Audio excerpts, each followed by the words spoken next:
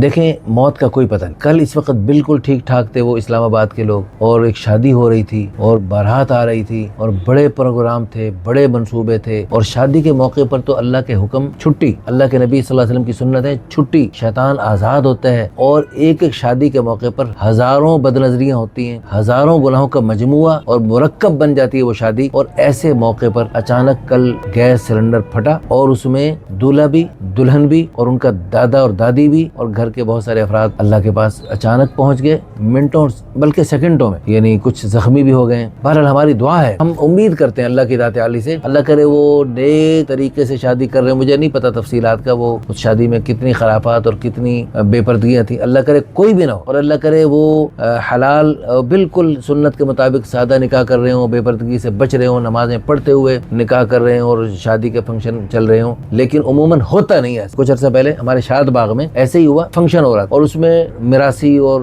گانے بجانے والے اور ناچنے کودنے والے سب فنکشن چل رہے تھے. اسی میں اللہ پاک کے غضب کا کوڑا برسا اور اللہ کا قہر برسا. اسی وقت جو شادی ہال کی مضبوط چھت گری اور اللہ نے نشان عبرت بنا دی، اور ایک وہ گانے بجانے والا بھی اسی میں ہی تباہ ہوا، اور دولہا دلہن بھی دونوں پھڑک گئے. یہ انسان ہے. تو پھر بھی افسوس کی بات یہ ہے کہ ہم شادی کے موقع پر چن چن کے اللہ کی نافرمانیاں کرتے ہیں.